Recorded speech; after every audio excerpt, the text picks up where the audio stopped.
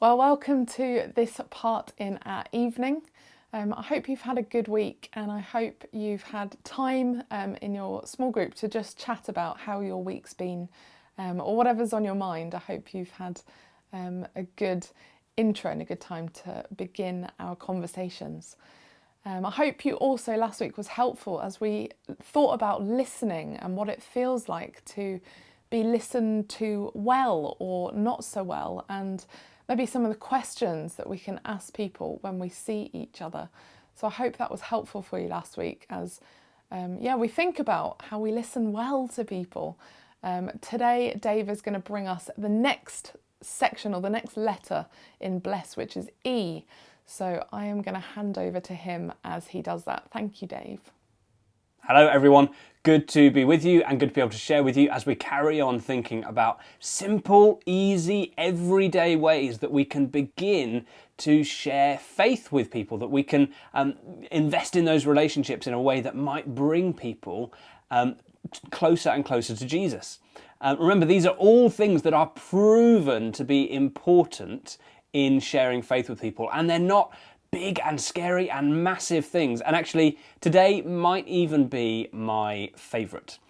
So it's Bless, B-L-E-S-S, and we started about beginning with prayer, praying for people regularly, thinking about who it is that we know, who it is that we're close to, that we want to pray for. Then we thought about listening, the importance of being someone who doesn't just talk, but listens and gets to know people and understands where they're at. Today, we come to E. And E, like I said, might be my favourite because E stands for eat. Eat. And I'm not using that metaphorically. I'm not using that as an image. I mean literally eating. Also including drinking, but eating and drinking. Why on earth would that be a good and important way of doing things? Well, like before, I want to talk to you about what Jesus did, some things that I've done, and then give you some challenges for things that you could do or start to do. So, what did Jesus do in this area? Well, this might sound a strange statement, but the thing that Jesus did with eating was upset an awful lot of people. I mean, most of the times in the New Testament, when Jesus is accused by the Pharisees or by the religious leaders, a lot of the time when he's accused of something, the thing that he's accused of is eating with bad people. There's talk of, well, he even eats with sinners and with tax collectors.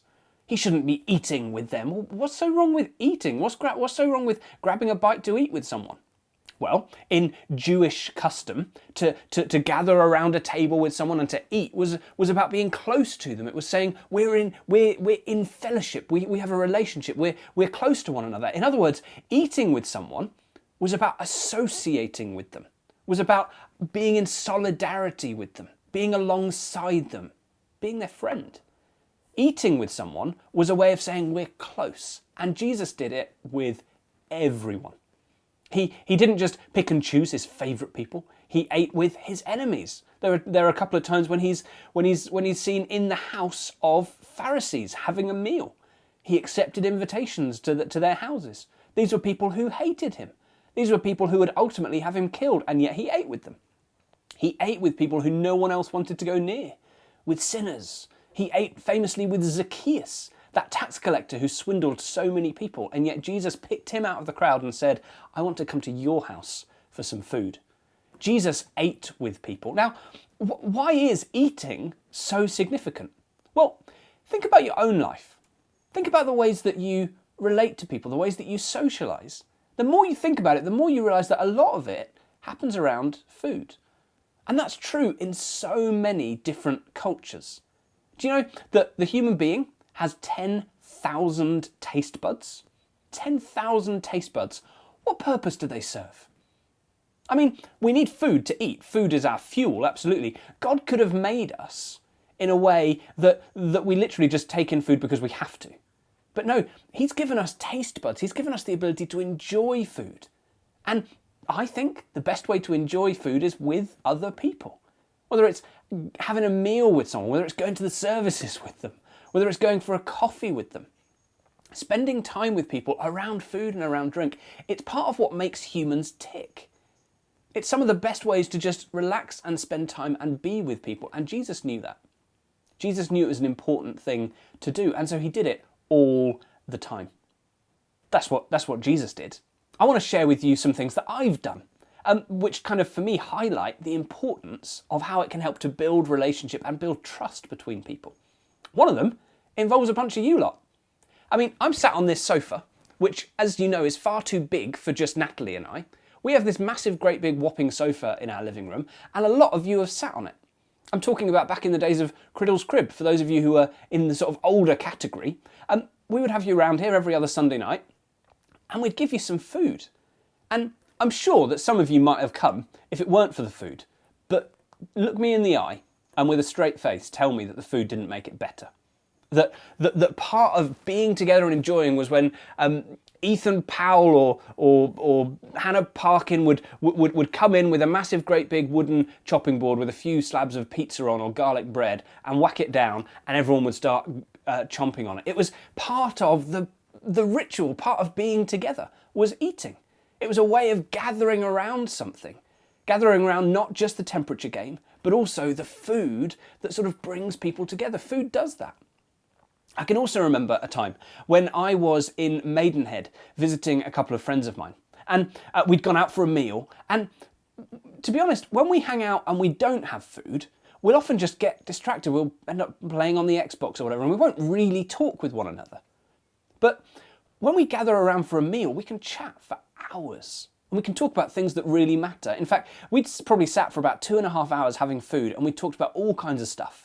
These are a couple of friends of mine who don't yet know Jesus, but they were asking me all kinds of questions about my faith and what it meant. Not because I was making them or forcing the issue, but because we were having food and they were interested. And then after it, they said, should we go for a coffee? So after we'd gone for quite a long meal, we then spent another 2 hours talking while we had a couple of cups of coffee each. I didn't sleep that well that night because I was too filled up on caffeine. But the point is that food and gathering around that and eating with someone says we're relaxed in each other's company, and it's where great conversations can happen, and it's where great relationships can be built. Food has been part of every single culture that has ever been known on the planet. Food, language, and music. Those are 3 things that you find in any culture. Everything else comes and goes, but those 3 things remain constant, and food is a huge one. God gave it to us. God gave it to us so that we could relate to one another and build relationships. If you're not willing to sit down and have a drink with someone or sit down and have some food with them, then it says to them, I don't really want to spend that much time with you. I don't really want to be close to you. If we want to share our faith, having built relationships, then simply having some food with someone is one of the best ways that we can do it. Food is a great way to someone's heart. And someone's heart is where we want them to know Jesus. So here are some things that you could do, because I am not oblivious to the fact that we're in the middle of a global pandemic and most of us can't just invite a house full of people round for a meal, and we can't just go hang out at the Becky services with people like we might have wanted to do before. But here are some things that we could do right here, right now. One is we could drop some food round for someone. You could, if you're a cook, make a meal. If not, buy something, bake a cake, whatever it is. But food, if it's the way to someone's heart, then go and bless them with it. Get onto the Just Eat app or go onto the Domino's website and order someone a pizza. Bless them with it. That's something that we can all do. Or you could arrange to meet up with someone on FaceTime or Zoom and have some food with them. Say, you know what, let's have lunch together on Saturday. Let's do that, but let's do it over Zoom. It's something that we can do. It's saying, I'm going to be eating, you're going to be eating. We may as well do it together and get to know each other better. Have a bit of conversation. Food is a really important way of bringing people together. Jesus knew that. I've learned that loads over my life. And I want to encourage you that it is a proven way of building the kinds of relationships where talking about faith and where sharing faith becomes natural and easy rather than something that is really hard and really scary. So I want to encourage you that after you've begun by praying for people, after you've taken time listening to people, eat with them. Find ways to do it, get creative. And after this whole pandemic thing is done, make sure that you're someone who's regularly saying, let's go for a coffee. Let's go to the services. Let's grab a pizza. Let's do that kind of thing. Who are you going to choose to try and eat with this week? Jesus did it all the time. It was a core part of his life. How are you going to do it?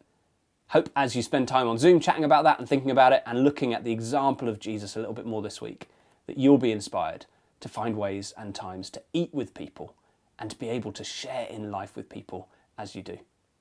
Bye-bye, everyone. Well, thank you, Dave, for that. I don't know what you thought or what you think of eating specifically, but I love to socialise with people, and we love having people over for food, as Dave shared about Criddle's Crib, but just generally. So I'm excited to hear what you thought. Later on this week, we will be jumping into a Bible story with Jesus, one of the many times he eats and shares fellowship with people. But tonight we are going to ask some questions and have a discussion around eating with people and sharing our faith and what that means to us. So I will see you back on Zoom. See you then.